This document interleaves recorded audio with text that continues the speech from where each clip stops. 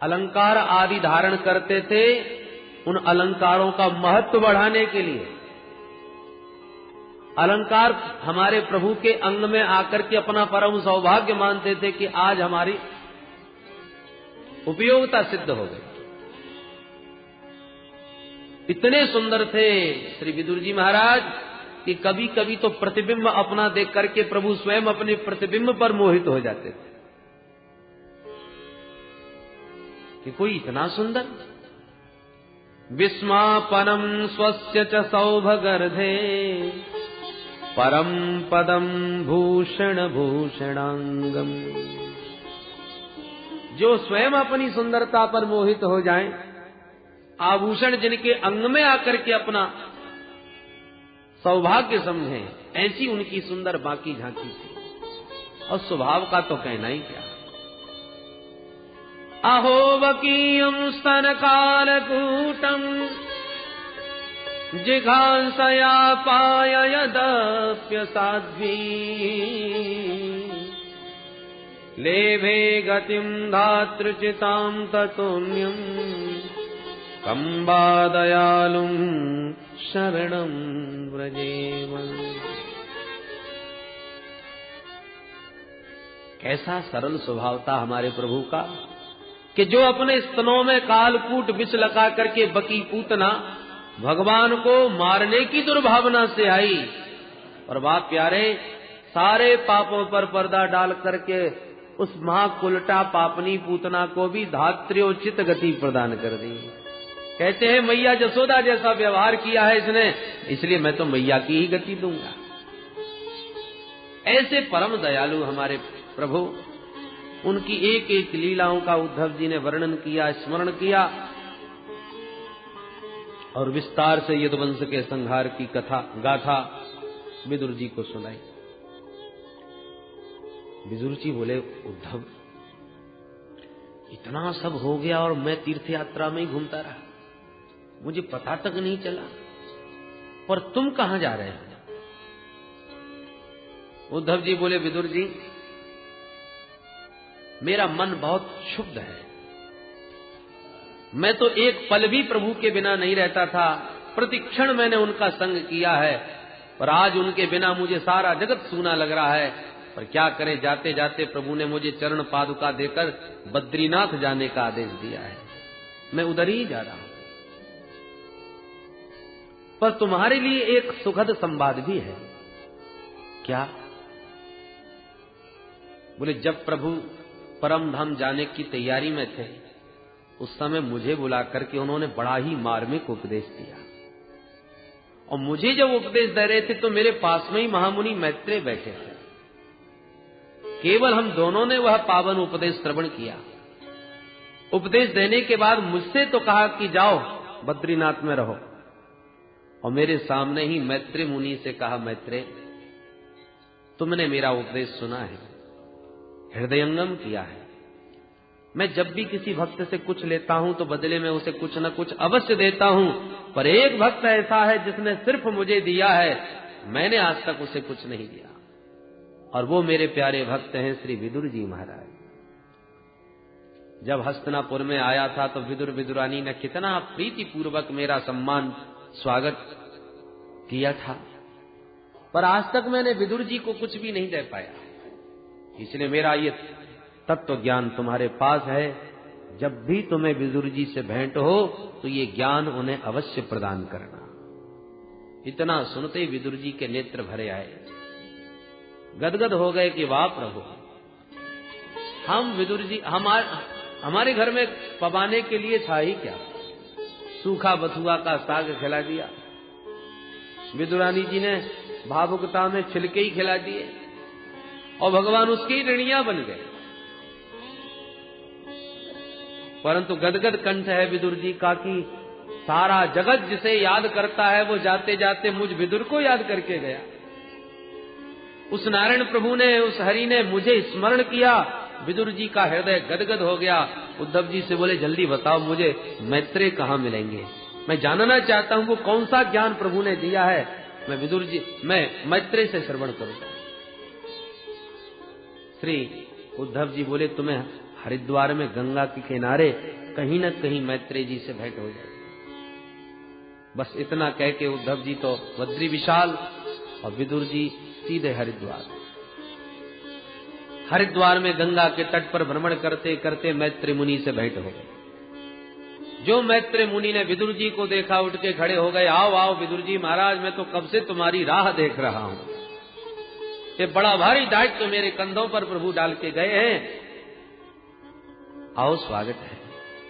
विदुर जी तुरंत आए, मैत्रेय मुनि से भेंट की और कहा, भगवान मैं अब आपसे अपने कुछ प्रश्न रखना चाहता हूं, मेरी जिज्ञासा का समाधान करें। पूछिए। विविध प्रश्न श्री विदुर जी महाराज ने किए। सुखाय कर्माणि करोति लोको न तै सुखम वान्यदुपारमं वा विन्देत भूयस्ततैव दुःखम् यदत्र युक्तम् भगवान् वरेण्यः। विदुर जी महाराज पूछते हैं, महाराज कृपा करके ये बताइए कि संसार का प्रत्येक प्राणी सुखी होना चाहता है। ऐसा कोई नहीं जिसे सुख की लालसा न हो।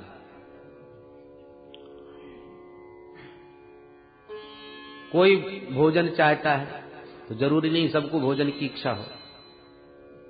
कोई भोजन के नाम से भागता है।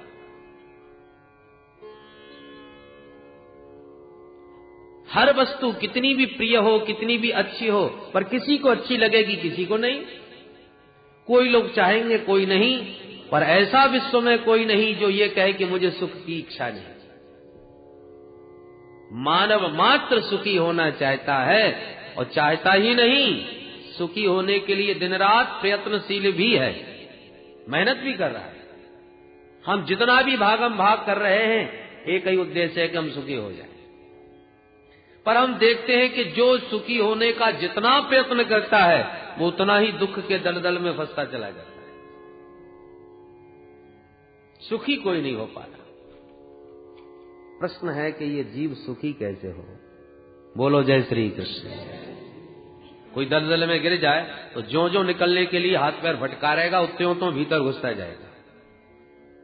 यही हालत हम लोगों की है। ये दुख के दलदल से सब निकलना चाहते हैं सुखी होने के लिए, परंतु ज्यों ज्यों निकलना चाहते हैं त्यों तो घुसते जा रहे हैं। पहले केवल झोंपड़ी थी, तब चाहते थे कि एक कोठी हो जाए। कोठी बनी तो चाहने लगे गाड़ी हो जाए। गाड़ी हो गई तो चाहते थे बढ़िया एक अपने नाम की फैक्ट्री लग जाए। ऐसे करते करते हमारा राजाओं जैसा वैभव हो गया। पर जब किसी ने पूछा कि कितने सुखी हो पाए, तो प्रश्न जहां की तहां। बोले महाराज पहले तो कम से कम चैन से सवेरे सवेरे भोजन में 10 रोटी खाते थे, खूब खुराक थी, मस्ती से पड़े रहते थे। अब तो नींद की गोली खाते हैं, तब तो रात में नींद आती है, और खाने के नाम पर डॉक्टरों ने कह दिया दाल का पानी पियो। भोजन भी गया, नींद भी गई, जो सुख था गांठ का वो और चला गया। सुखी कहां हो पाए? दिन रात चिंताओं के मारे नींद हराम हो गई।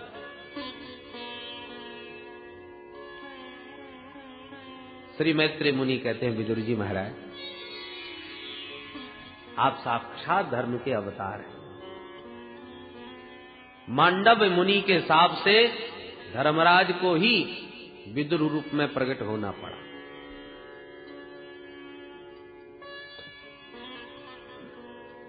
बहुत बढ़िया प्रश्न किया है विदुर जी। देखिए, जगत में सुख है ही नहीं। जहां हम सुख ढूंढ रहे हैं वहां है ही नहीं। सुख तो हमारे ही भीतर है। जैसे एक प्यासा व्यक्ति पानी की खोज में निकला, लोग बताते गए आगे चले जाओ सरोवर है, चलता गया, सरोवर के तट भी पहुंच गया। सरोवर में पानी भी बहुत था, पर विडंबना ये कि उसमें काई जम गई। कभी कभी आपने जो स्थिर जल होता है उसमें काई जमते देखा होगा। इतनी काई की परत लग गई कि पानी दिखाई ही नहीं पड़ता। ढक गया पूरा जल। अब प्यासा चारों तरफ देखता है, पानी की तो कहीं बूंद भी नहीं है। दूर दूर तक दृष्टि घुमाई तो सरोवर के चारों तरफ रेगिस्तान था।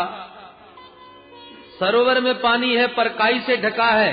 रेगिस्तान पर दृष्टि डाली तो रेतीली भूमि पर उसे जल की तरंगे नजर आई, जिसको मृग तृष्णा कहते हैं, मृग मरीचिका। कभी कभी सड़क पर गाड़ी से चलते समय गर्मियों में देखिएगा, सूर्य की रश्मियों के पड़ने से ऐसा लगता है जैसे पानी पड़ा हो, जल पड़ा हो सड़क पर पानी होता नहीं, बूंद भी नहीं, और दूर से देखो तो स्पष्ट जल ही नजर आएगा। वही मृग तृष्णा।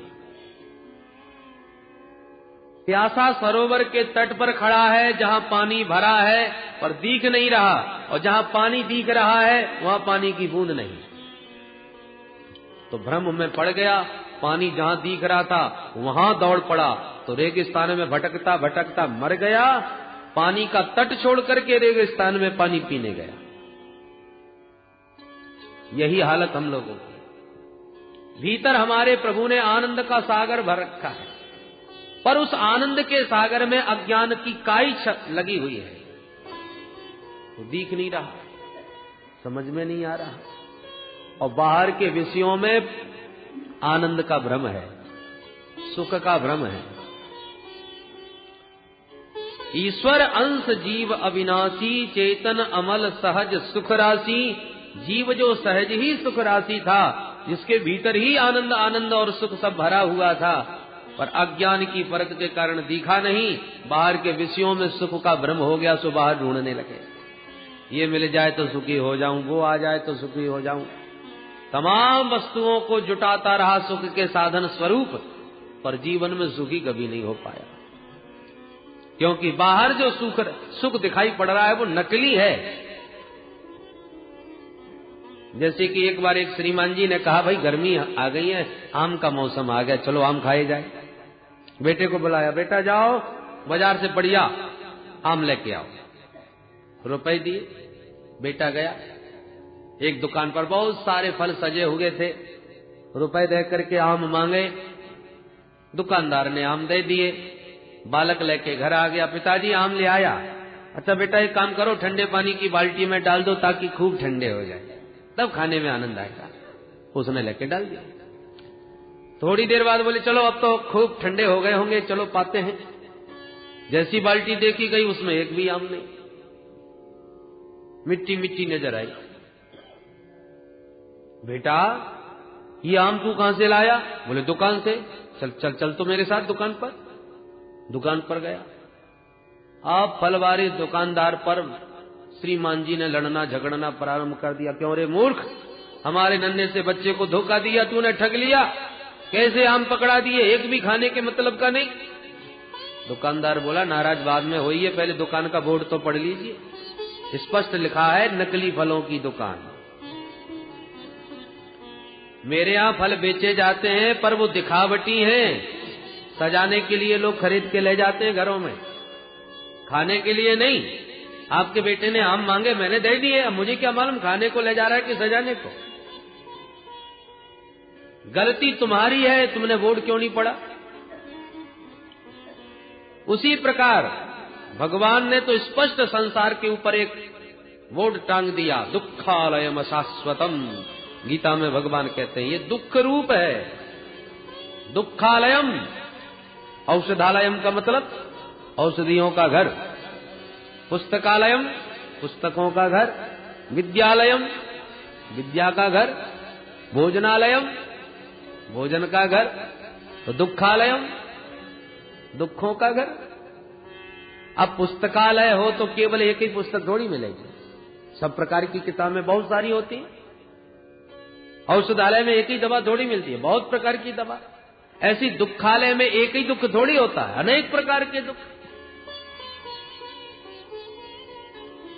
कोई तन दुखी, कोई मन दुखी, कोई धन बिन रहत उदास, थोड़े थोड़े सब दुखी, पर सुखी राम के दास। इस दुखालय में तो सब दुखी हैं।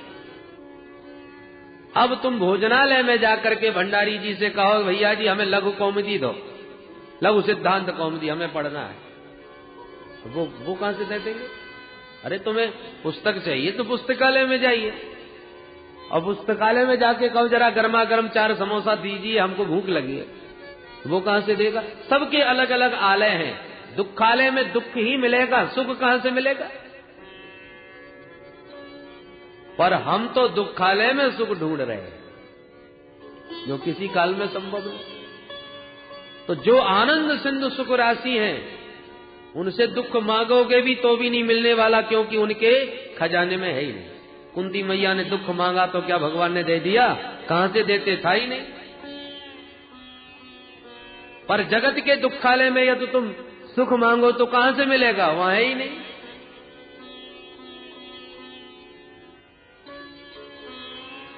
इसलिए सच्चिदानंद के चरणों से जुड़े बिना सुख शांति का साम्राज्य तो भगवान के श्री चरणों में है।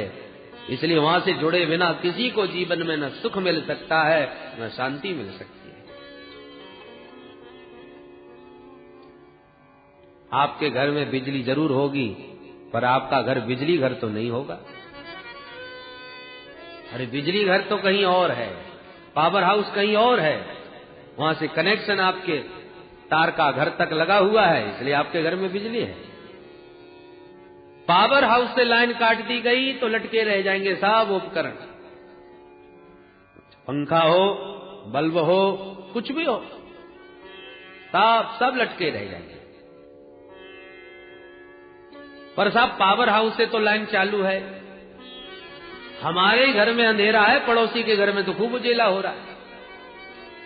इसका मतलब उधर से कमी नहीं, कमी तुम्हारे ही घर के बल्ब में है, या तो बल्ब फ्यूज है अथवा कोई लाइन खराब, तार खराब है, सुधरवाइए। उसके लिए जगह जगह पर बिजली के विशेषज्ञ लोग घूमते हैं, किसी बुद्धिमान को पकड़िए जो तार तुम्हारा ठीक कर दे। उसी प्रकार एक संत हमें आनंद में झूमता नजर आ रहा है, मस्ती में डूब रहा है, और हम 24 घंटे रोते ही रहते हैं। क्या चक्कर है? हमारी लाइट क्यों चली गई? हमारा आनंद कहां चला गया? ऐसे किसी सदगुरु के पास जाओ तो जो तुम्हारी लाइन फिर फिट कर दे, उस पावर हाउस से तुम्हारा कनेक्शन ठीक जोड़ दे, तो तुम्हारे घर में भी आनंद का प्रकाश प्रकट हो जाएगा। दूरदर्शन से प्रसारण हो रहा है, आपके पास भी टेलीविजन है, फिर चित्र क्यों नहीं आ रहा? बोले पहले तो टेलीविजन को ऑन करो, टीवी चालू करो, उसके बाद में वही चैनल लगाओ जहां से भजन का प्रसारण हो रहा है। ऊटपटांग चैनल है, तुमने उल्टा सीधा चैनल लगा दिया तो टीवी ऑन तो है पर खराब आएगी, ऊटपटांग दृश्य आएंगे। जहां से संस्कार का प्रसारण हो रहा है वहीं पर आपको भी अपना चैनल फिट करना पड़ेगा, तब जाकर के आपको वो सुंदर दृश्य दिखाई पड़ेंगे।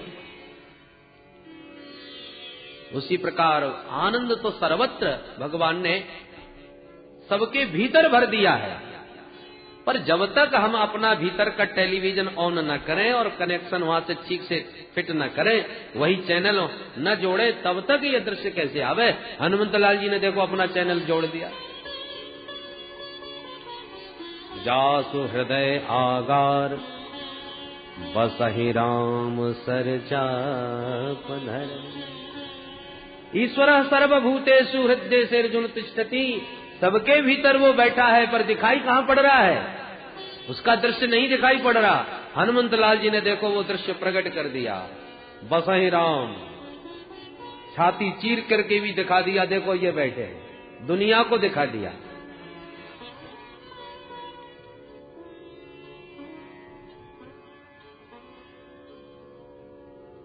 इस प्रकार से श्री विदुर जी महाराज को मैत्रेय मुनि ने बड़ा सुंदर उपदेश दिया। सृष्टि के बारे में प्रश्न किया तो विस्तार से सृष्टि प्रक्रिया का वर्णन किया। भगवान नारायण के नाभि कमल से ब्रह्मा जी ने सृष्टि की इच्छा प्रकट करी, तो भगवान के ज्ञान को आत्मसात करके सबसे पहले ब्रह्मा जी ने सृष्टि में 4 कुमारों को जन्म दिया, सनक सनंदन सनातन सनत कुमार। चारों से कहा बच्चों तुम भी सृष्टि करो। चारों ने काम बिल्कुल चक्कर में नहीं पड़ेंगे, हम तो केवल हरि का भजन करेंगे। ब्रह्मा जी को क्रोध आ गया, हमारे पुत्र हमारी आज्ञा नहीं मानते। इतना क्रोध आया कि उनका क्रोध ही भ्रकुटी का भेदन करके भगवान रुद्र के रूप में प्रकट हो गया। बोल शंकर भगवान की। ब्रह्मा जी ने कहा अरे भाई तुम्हारा नाम है रुद्र और काम तुम्हारा यही है कि तुम सृष्टि का विस्तार करने में हमें सहयोग दो। तो भोले बाबा ने भूत प्रेत डाकिनी पिशाचिनी की सृष्टि प्रारंभ कर दी। ब्रह्मा जी बोले बस करो महाराज, इतनी खतरनाक सृष्टि हमको नहीं करवानी, बैठ के भजन करो आप। तो बोले बाबा भजन में बैठ गए। अब क्या करें? तो अब की बार ब्रह्मा जी ने 10 ऋषियों को प्रकट किया, मरीचि, अत्रि, अंगरा, पुलस्त, पुलह, क्रतु, भृगु, वशिष्ठ, दक्ष और देवर्षि नारद। अपनी वाणी से परम सुंदरी कन्या सरस्वती को प्रकट किया, छाया से महामुनि करदम जी को प्रकट किया। ये सब मानस सृष्टि है, संकल्प सृष्टि ब्रह्मा जी की। और उसके बाद श्री विधाता ब्रह्मा जी ने अपने वामांग से कन्या और दक्षिणांग से पुरुष को जन्म दिया, जिनका नाम हुआ मनु शत्रुपा। मनु शत्रुपा से ही मानव सृष्टि का विस्तार हुआ, इसलिए मनु पुत्र होने के नाते हम लोग मानव कहलाते हैं। और जो लोग हमको मनुवादी कह के पुकारते हैं, इसका मतलब वो अपने को मनु नहीं मानते, तो वो अपने स्वयं हिसाब लगा के वो अपने को किसकी संतान मानते हैं। अरे मानव मात्र मनुपुत्र है।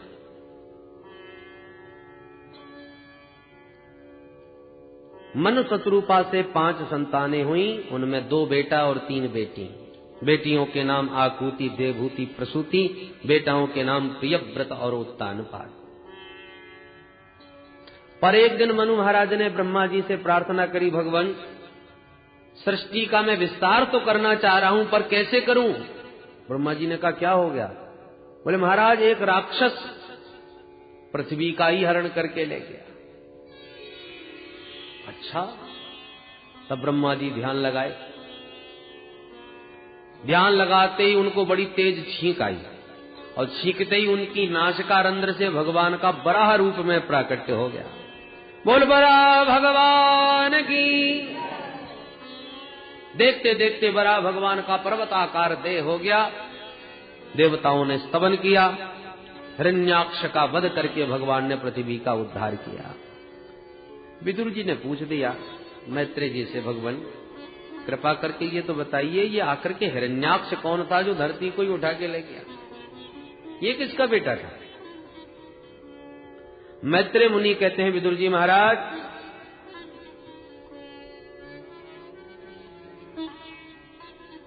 महामुनि कश्यप जी की अनेकों पत्नियां हैं, दिति, अदिति, धनु, काष्ठा, सुरसा आदि। उनमें दिति नाम की जो पत्नी है, जो दैत्यों की माता है, एक बार कश्यप जी सूर्यास्त के समय संध्या वंदन आदि अपना नित्य कर्म कर रहे थे कि सूर्यास्त के समय देवी दिति ने उनके पास आकर के रति याचना करी। कश्यप जी ने कहा, देखो देवी, ऐसा घोर तमा बेला, ये शाम का वक्त है और भगवान रुद्र अपने गणों के साथ विचरण करते हैं जगत में, इसलिए भोले बाबा की पूजा सायंकाल के समय अधिक पुण्यदायिनी मानी गई है। तो भगवान शिव इस समय परिभ्रमण करते हैं। सूर्यास्त के समय जो स्त्री गर्भ धारण करती है उसके दुष्ट संतति पैदा होती है, पर दिति एक न मानी तो भगवत इच्छा मान करके दिति का मनोरथ पूर्ण किया। कामज्वर शांत होने पर दिति को बड़ा पश्चाताप हुआ। श्री मैत्रेय मुनि कहते हैं, देवी श्री विदुर जी महाराज, दिति देवी ने 100 वर्षों तक अपने बच्चों को जन्म ही नहीं दिया, जिसके फलस्वरूप उनके शरीर से इतना तेज निकलने लगा कि स्वर्ग तक जलने लगा। देवताओं ने ब्रह्मा जी से कारण पूछा कि ये कहां से तेज आ रहा है, हम तो जले जा रहे हैं। तब ब्रह्मा जी ने ध्यान लगा के कहा, देवताओं घबराओ मत, मानसा में सुतायुष्मत पूर्वजा सनकादयः। मेरे जो मानस पुत्र है ना, सनक, सनंदन, सनातन, सनत कुमार, एक बार ये चारों भैया भगवान नारायण का दर्शन करने गए बैकुंठ में। बैकुंठ में जैसे ही प्रविष्ट होने लगे तो भगवान के पार्षदों ने दरवाजे पर रोक दिया, लाठी दिखा दी, क्योंकि ये तो 5 साल के बालक, पंचहायन संयुक्ता पूर्वे सामपि पूर्वजः, 5 वर्ष के बालक होकर के भी ये पूर्वजों के भी पूर्वज हैं, इनकी प्रतिभा को क्या नाम आ रहा है। भगवान के जय विजय पार्षदों ने जब टोका रोका तो इनको क्रोध आ गया। क्रोध में इन्होंने 3 जन्म तक राक्षस बनने का शाप दिया। चरणों में गिर के दोनों द्वारपाल रोने लगे, थर थर कांपने लगे। भगवान ने जब ये खटपट सुनी तो तुरंत बाहर आ गए। चारों भैयाओं को भगवान ने नमन करते हुए स्वागत किया। भगवान के दिव्य छटा का दर्शन करके उनके चरणों में चढ़ी हुई दिव्य मंजरी की सुगंध ग्रहण करते ही सब कोप शांत हो गया। सनकादि आनंद में मुग्ध हो गए। पर भगवान हाथ जोड़ के कहते हैं, एतौ तौ पार्षदौ मह्यम जयो विजय एवच कदर्थे कृत्य माम यद्वो बहुवक्रातमतिक्रमम्।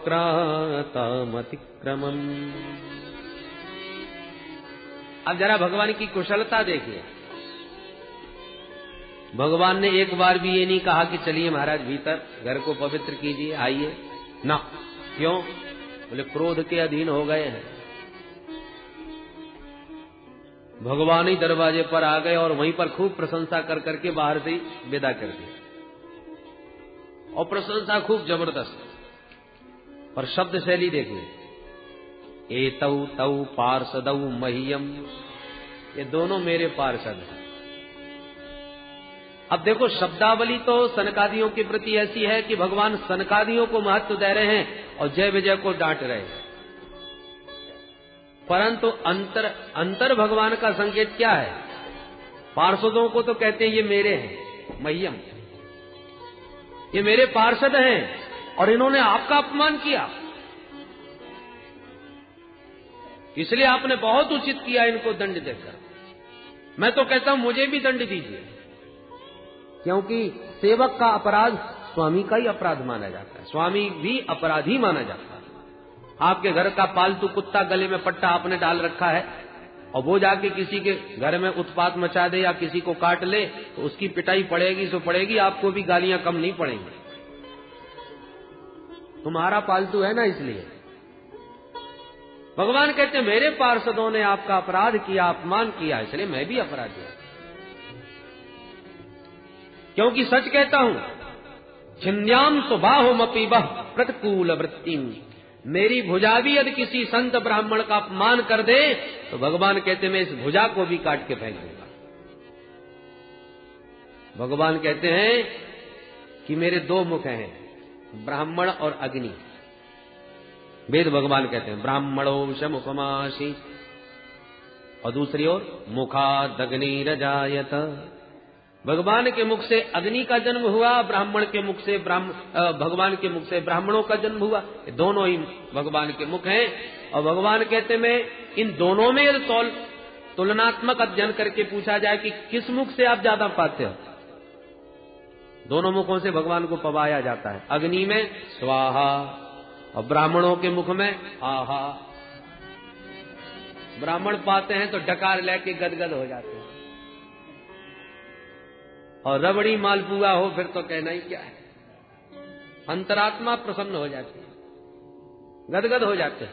तो भगवान से पूछा जाए कि इन दोनों मुखों से आपको सबसे ज्यादा अच्छा किस मुख से पाना अच्छा लगता है, तो भगवान कहते हैं नाहम तथात्म यजमान हविर्विताने स्योच्चाद घृतप्लुत मदन हुतभुंग मुखेन यद ब्राह्मणस्य मुखतश्चरतो नुघासम तुष्टस्य मय्य वहित निज कर्म पाकई। भगवान कहते वैसे तो ये दोनों ही मुख मेरे हैं, परंतु दोनों में जितना कि ब्राह्मण मुख से पाकर के मैं तृप्त होता हूं, इतना अग्नि के स्वाहाकार से प्रसन्न नहीं होता। स्पष्ट भगवान ने कहा। स्योच्चाद घृतप प्लुत मदन हुतभुंग मुखेन, घी से लबलबाता हुआ मालपुआ जब ब्राह्मण के मुख में जाता है तो भगवान कहते हैं उसकी तृप्ति को देख करके मैं गदगद हो जाता हूं, वो मेरा प्रत्यक्ष मुख है। बड़ी प्रशंसा भगवान ने यहां पर ब्राह्मणों की और सनकादियों को सम्मान पूर्वक नमन करके विदा किया। सनकादियों के हिसाब से वे ही भगवान के पार्षद जय और विजय आज दिति मां के गर्भ में आ चुके हैं। ये सारा रहस्य ब्रह्मा जी ने देवताओं को बताते हुए कहा कि आप लोग घबराइएगा नहीं, भगवान नारायण कृपा करेंगे, उनका उद्धार करेंगे, बाकी उनका सामना और कोई नहीं करने वाला।